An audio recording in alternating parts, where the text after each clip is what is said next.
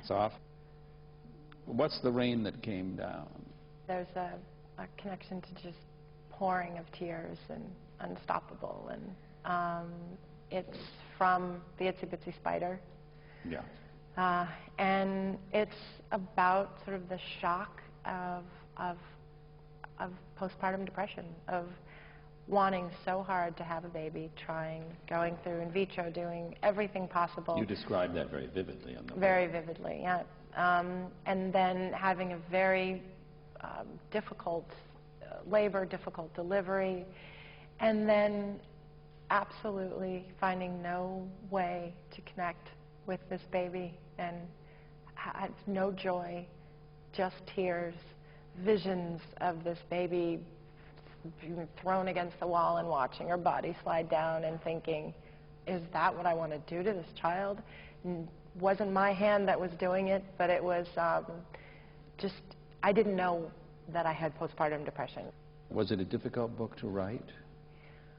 It was a necessary book to write. I sort of look at my need and how strong is my need to do something, you know, to overcome something, to conquer a fear. And I knew that I needed to be accountable to this. And then, you know, there's a bigger picture. It's a very undisclosed situation that people find themselves in, and there's a fear and a shame to it. And I don't think that that's fair. I think we needed to sort of take the lid off of it and let people explore it. In a weird way, I don't respect depression. And that was my first problem. You know, that's not happens to me. No, and I'll go and I'll get an A on that paper. I'm going to go get up early and I'm going to be on time for work, and I'm going to be depressed. You know, that's not my MO. I don't get depressed, you know. And that's sort of this false bravado that, boy, I got swept away. How long before the baby was born did your father die? 3 weeks. Yeah, before. I couldn't go to be by his side because of my pregnancy, so Did that leave matters unresolved? Yeah, absolutely. I mean, it did. It also preserved a memory that I could invent. In the book, your husband's support room is very large. Tell us about it. His name, first of all. It'll come to you. I don't know. Chris Henchy is my husband, and he's a writer, producer, and he has a miraculous way of dealing with me.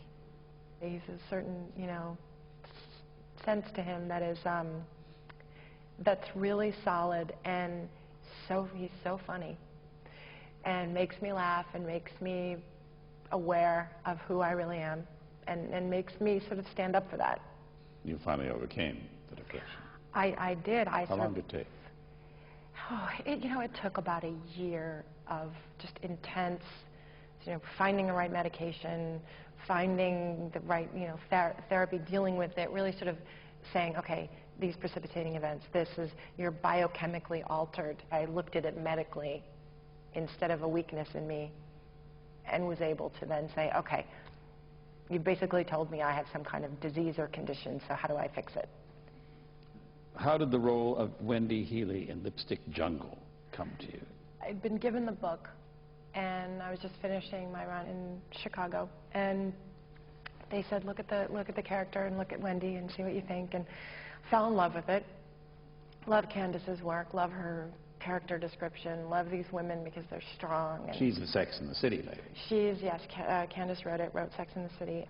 What is the world of Lipstick Jungle? There are 3 of the 50 most powerful women in New York. I play a studio executive. Kim Raver plays the magazine editor of Bonfire magazine, and Lindsay Price plays a designer.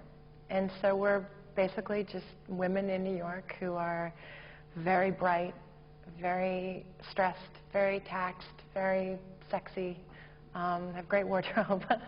There have been a few female movie executives. Sherry Lansing, Stacey Snider, still is. Dawn Steele, do you know them at all? I do. She's sort of an amalgamation of all those women. You know, there's definitely passion and compassion, but there's a strength. She just is really trying to battle both sides of her life, you know, her family and her business. But she's a career woman, and she definitely thinks like a businesswoman. But she's still a mom. And who plays Nico? Nico is Kim Raver. Don't you share something from your childhood? We were in grade school together. Actually, we both went to Lenox. God. And sort of lost touch. We're friends, and then rekindled our friendship. That stuff never happens. You never are lucky enough to have that happen. So there's a friendship on and off camera with all of us. Who plays Victory Ford? Lindsay Price plays Victory. And who is Ford. Victory? She's a designer who's recently sort of had a fall from grace in the fashion world and is trying to get back on her feet. Who plays your husband? Paul Blackthorne. Wendy and Shane, this couple, have a very complicated relationship. There are hundreds of kids competing for a dozen slots. Yeah, but I don't think my not being there will ruin his chances. What does that mean? What does that mean? Well, let's face it, Wendy. I'm not really the parent they need to meet, am I? You're his father. Yeah, but I'm not the one who'll be donating the Spielberg baseball cap to the Halloween fundraiser. So that's what's happening. You're punishing our son because you're not the one writing the tuition check. No, I'm not punishing anybody. I'll be the one picking him up and dropping him off from school every day. I'll be the one taking requests for advance copies of Happy Feet 2. We're not having this conversation here. Why? It is no less truthful if it happens in our kitchen. What do you want, Shane? You want me to apologize for who I am? For being able to give my family some of the perks that come from working my ass off to get to this place? It's not like you haven't had opportunities. What opportunities? Every dream I've had has been put on hold. My ambitions, they have to be squeezed into an hour of your schedule. That's crap. That is not crap! Your opportunities disappear because the minute something becomes real, you back off. You don't want to take a chance at failing. It has nothing to do with my schedule. Is that my problem? Is that my problem? Thank you. Thank you very much. Please, don't treat me like one of the kids, all right? Everyone, stop acting like one of them. Okay.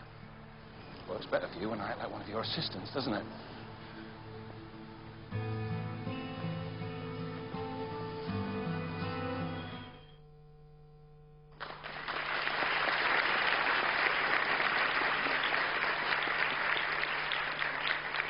Candace Bushnell is listed as an executive producer. How involved is she? She's there almost every day. Really? Yeah, she definitely has input. She's these women. She is one of them. Does the show, do you think, reflect a woman's sensibility? I feel like Wendy is incredibly relatable. I mean, she is struggling. She's a mom. She wants to do the right thing. She loves her work. She doesn't want to give up her work. Her work is very much who she is. She's fueled by it. She's strengthened by it. And those are all, I identify with all of that in her. And she's a target, one of the show's themes. Can you please turn out the light? I am reading. No, you're not. You're stewing. You've been on the same chapter for the last 2 hours. People spend less time studying for the bar. Shane, this is really bad. She refers to me as the polar ice cap. Wendy, if you let this get to you, you are validating every word. Now just throw it in the garbage where it belongs. She calls you heteroflexible. What? Let me see that. Oh, that's complete crap. Lots of guys moisturize.